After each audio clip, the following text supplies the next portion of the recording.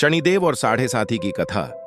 ज्योतिष शास्त्रों में शनि देव को न्याय का स्वरूप माना जाता है, जो मनुष्य के कर्मों के अनुसार फल देते हैं। साढ़े साथी शनि की एक विशेष दशा है, जो चंद्र राशि से 12वीं, एकली और दोहरी राशि में गोचर करने पर लगभग 7.5 वर्ष तक चलती है। यह काल कष्टकारी हो सकता है, लेकिन शनि व्रत, पूजा और कथा पाठ से इसका प्रभाव कम किया जा सकता है। नीचे शनि देव की प्रसिद्ध कथा दी गई है, जो विक्रमादित्य और शनि के विवाद पर आधारित है।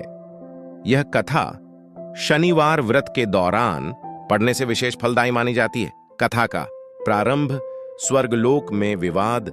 एक समय स्वर्गलोक में 9 ग्रहों सूर्य, चंद्र, मंगल, बुध, गुरु, शुक्र, राहु, केतु और शनि के बीच विवाद छिड़ गया कि सबसे बड़ा कौन है। यह विवाद इतना बढ़ गया कि युद्ध की नौबत आ गई। सभी देवता देवराज इंद्र के पास पहुंचे। इंद्र ने विवाद सुलझाने के लिए पृथ्वी के न्यायप्रिय राजा विक्रमादित्य को बुलाया। राजा विक्रमादित्य ने सभी ग्रहों का स्वागत किया और उन्हें अपनी शक्ति के अनुसार आसन दिए।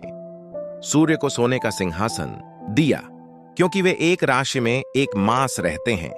चंद्रमा को चांदी का, क्योंकि वे 2.25 दिन में राशि बदलते हैं। मंगल को तांबे का, गुरु को हीरे का, बुध और शुक्र को पन्ने का, राहु केतु को कोयले का आसन मिला। शनिदेव के लिए सबसे अंत में लोहे का आसन था, क्योंकि वे सबसे धीमे गति वाले हैं। शनि देव को लगा कि राजा ने उनका अपमान किया है। वे क्रोधित होकर बोले, राजन, तुमने मुझे सबसे छोटा बना दिया। तुम मेरी शक्ति नहीं जानते। सूर्य 1 मास, चंद्र 2.25 दिन, मंगल 1.5 मास, गुरु 13 मास, बुध शुक्र 1 मास विचरण करते हैं, लेकिन मैं 2.5 वर्ष से 7.5 वर्ष तक एक स्थान पर रहकर फल देता हूं। बड़े बड़े विनाश मेरे हाथों हुए हैं। राम को वनवास और रावण को मृत्यु साढ़े साथी के कारण ही मिली। अब तुम भी मेरे प्रकोप से न बच सकोगे। अन्य ग्रह प्रसन्न होकर चले गए, लेकिन शनि क्रोधित होकर विदा हुए। शनि का प्रकोप साढ़े साथी का आरंभ। कुछ समय बाद विक्रमादित्य के राज्य उज्जैन में घोड़े का व्यापारी आया। राजा ने एक घोड़ा खरीदा, लेकिन वह लंगड़ा निकला।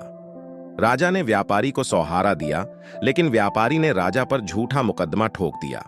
न्यायाधीश ने राजा को दोषी ठहराया और उन्हें 7 कोड़े मारे गए। राजा का सिंहासन छिन गया और वे वन में चले गए। वन में एक सेठ मिला, जिसकी बेटी श्री कंवरी